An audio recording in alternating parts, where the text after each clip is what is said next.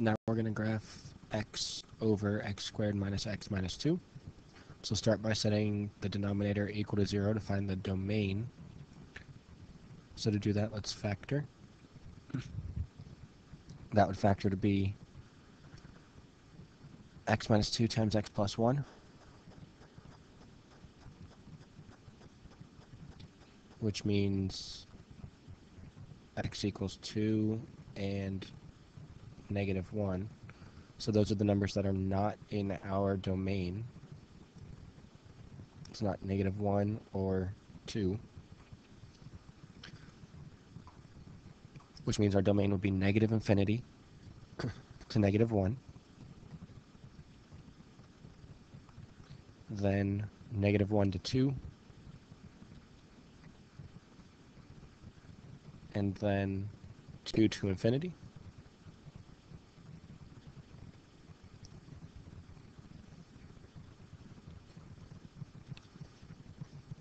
Next, we'll find our horizontal or slant asymptotes by doing our long division.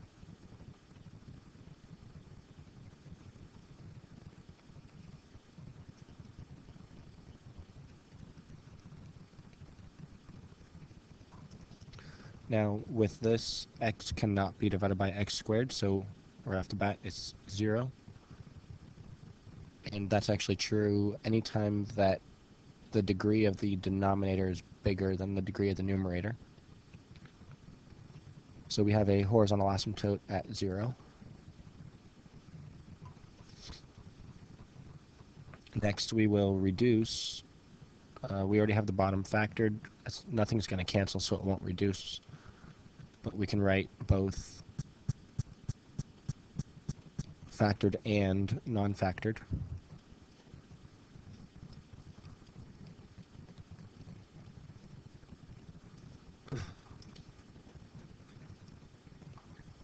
Then we can find our vertical asymptotes by setting the denominator equal to 0 again. So we already know x equals 2 and x equals negative 1. So there's 2 vertical asymptotes.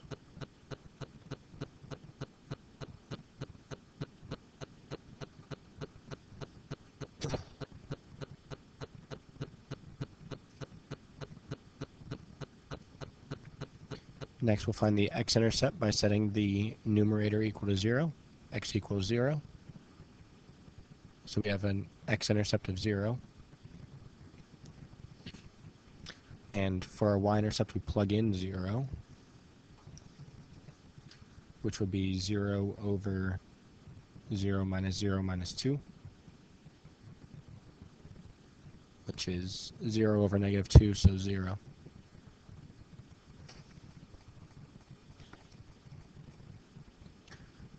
And last, we'll make our table.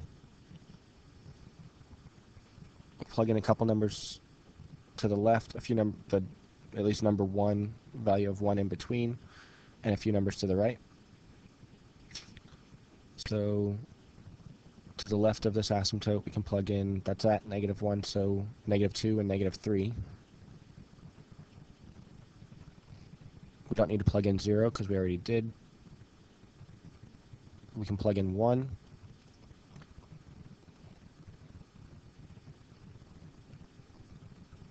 And then let's also plug in to the right. So this is at 1, 2. So let's plug in 3, 4, and maybe 5, but let's hold off.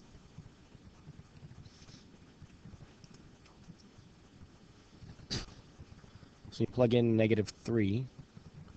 We get negative 3 over 9 plus 3 minus 2. Would be 12 minus 2, so that's negative 3 over 10. So when x is negative 3, it's negative 3 over 10, so not quite 1/2. Plug in negative 2, you get negative 2 over 4 plus 2 minus 2, which is negative 2 over 4, negative 1/2. You plug in 1, we get 1 over 1 minus 1 minus 2, which would be 1 over negative 2, negative 1/2.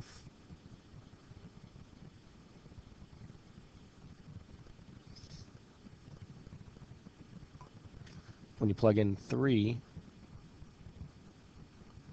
you'd get 3 over 9 minus 3 minus 2.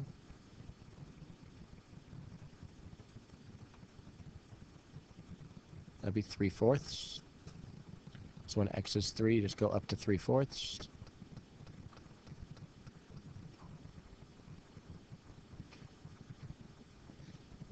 And last, let's plug in 4. 4 over 16 minus 4 minus 2. So that would be 4 over 10, 4/10.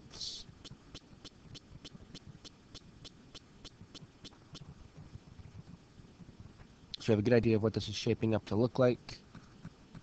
We know along the asymptotes, just to go through those points, then curves down. Same thing over here.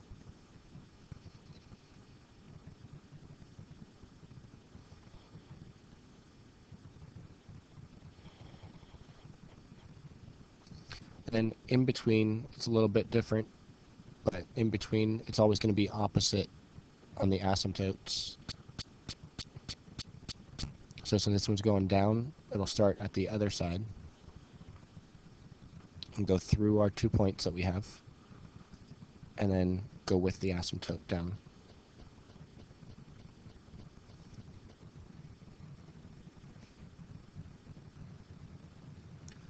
So for this graph, x squared minus x over x plus 1. We'll start by finding the domain. So set the bottom equal to 0. Solve it, we get x equals negative 1, so it's everything except negative 1. So negative infinity to negative 1, union negative 1 to infinity.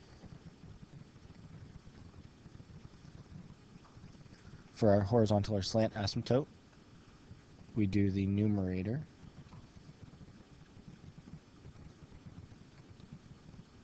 divided by the denominator. X squared divided by x is x, multiply back, x squared plus x, subtract,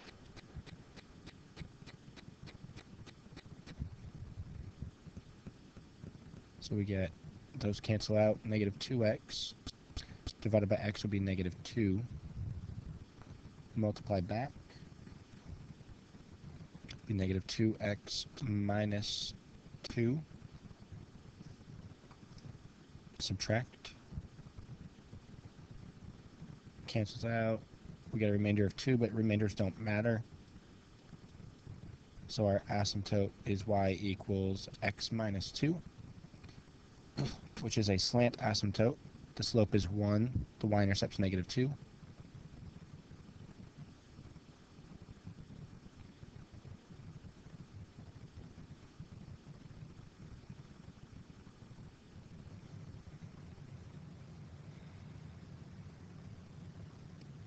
So our slant asymptote looks like that. Next we will reduce, so that top can factor, we can factor out an x. It could be x minus 1 over x plus 1. Nothing cancels out, so we can write it both factored and not factored, just so we can take our pick of which one is going to be easier.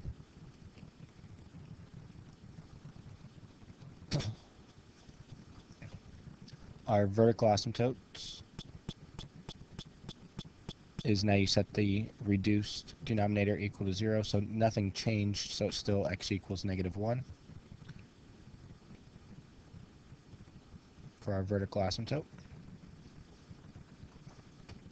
X-intercept, we set the top equal to 0. We'll take the factored form, it'll be a little bit easier.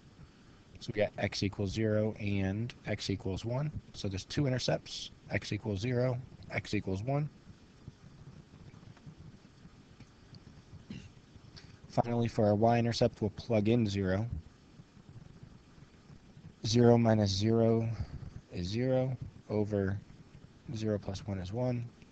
So we have a y-intercept of 0, which we already had a dot there, doesn't matter.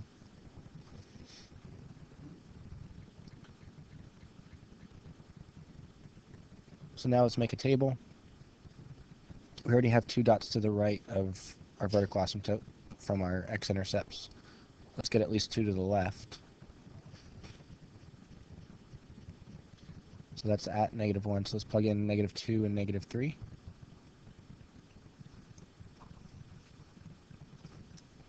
So when we plug in -3, that'd be 9 minus -3. So 9 plus 3 over -3 plus 1 would be -2. 12 over -2 is -6.